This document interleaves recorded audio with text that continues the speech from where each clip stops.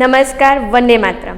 હું કૃષ્ણા પ્રજાપતિ શ્રી વશિષ્ઠ વિદ્યાલય વાવ ગુજરાતી માધ્યમમાં ધોરણ 3માં ગણિત વિષયનો અભ્યાસ કરાવું છું.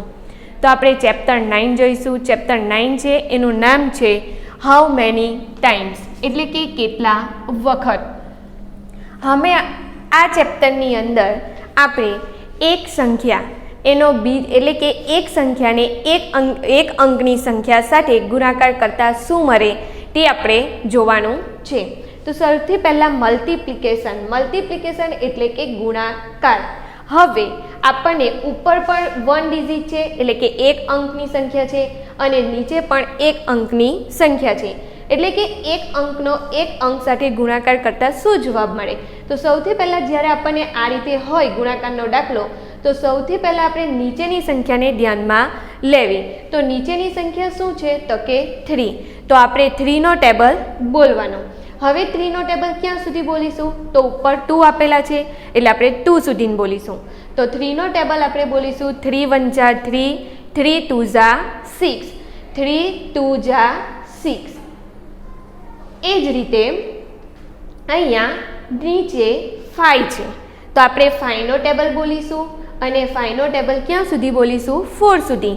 તો 5 1 જા 5, 5 2 જા 10, 5 3 જા 15 અને 5 4 જા 20.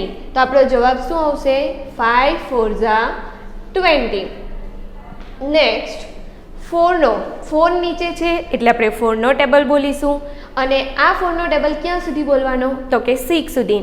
તો 4 1 જા 4, 4 2 જા 8, 4 3 જા 12, 4 4 જા 16, 4 5 જા 20 અને 4 6 જા 24. તો આપણો આન્સર આવશે 24. હવે નેક્સ્ટ 9 મલ્ટીપ્લાય 2. તો આપણે શું છે નીચે સંખ્યા? 2. તો આપણે 2નો ટેબલ બોલીશું. 2નો ટેબલ 9 સુધી બોલીશું. તો 2નો ટેબલ 9 સુધી બોલીએ તો 2 9 શું આવશે? 18. તો અહીંયા આપણે લખીશું 18. Next 7 multiply 5. તો અહીંયા આપણે 5નો ટેબલ બોલીશું. ક્યાં સુધી? તો કે 7 સુધી. તો 5 1 જા 5, 5 2 જા 10, 5 3 જા 15, 5 4 જા 20, 5 5 જા 25, 5 6 જા 30 અને 5 7 જા 35. એટલે અહીંયા આપણો આન્સર આવશે 35. હવે નેક્સ્ટ આપણે 6નો ટેબલ 6 સુધી બોલવો છે. તો એને આપણે બોલીશું તો કે 6 એકા 6, 6 દુ 12, 6 તાલી 18, 6 ચોક 24, 6 પંચા 30 અને 6 છંગ 36. તો અહીંયા આપણો આન્સર આવશે 6 છંગ 36. હવે નેક્સ્ટ 3 મલ્ટીપ્લાય 7. તો અહીંયા નીચે 7 છે એટલે આપણે 7નો ટેબલ બોલીશું અને ક્યાં સુધી બોલીશું? તો કે 3 સુધી. તો કે 7 એકા 7, 7 દુ 14 અને 7 તાલી 21. એટલે આપણો જવાબ શું આવશે? 21. હવે નેક્સ્ટ આપણે બોલીશું 8નો ટેબલ, કારણ કે શું છે આપણી રકમ? 1 મલ્ટીપ્લાય 8. એટલે કે 8નો ટેબલ બોલીશું અને તે ક્યાં સુધી બોલીશું? તો કે 1 સુધી. તો 8 1 જા 8, 8 એકા 8.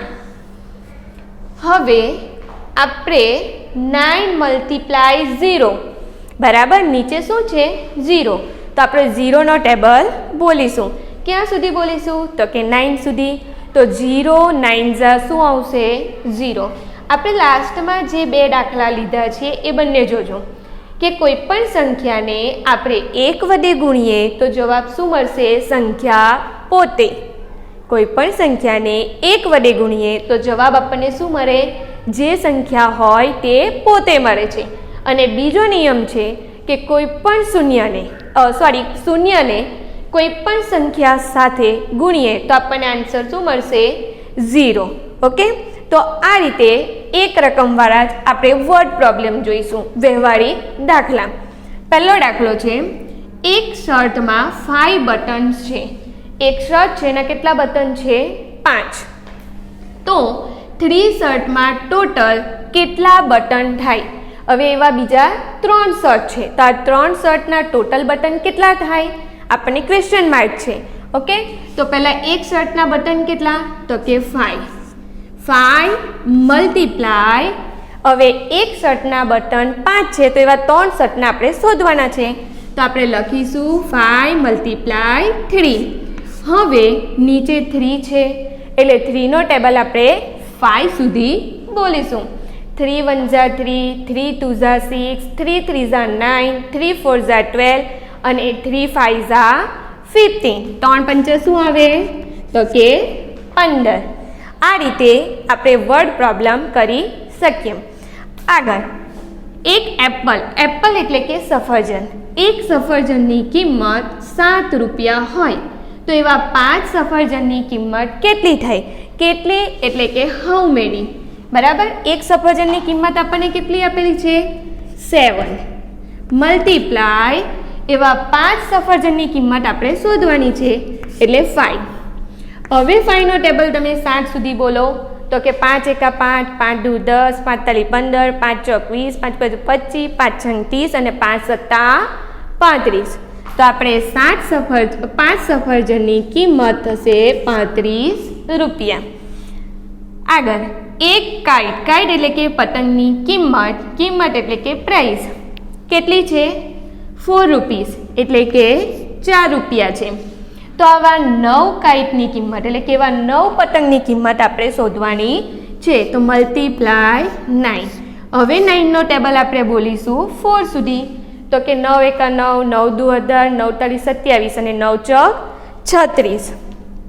તો આપણો જવાબ આવશે 36 એટલે કે 9 પતંગની કિંમત 36 રૂપિયા થાય. તો આ રીતે આપણે એક રકમ સાથેનો ગુણાકાર જોઈ ગયા.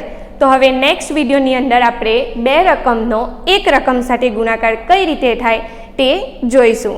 Thank you. વંદે માતરમ.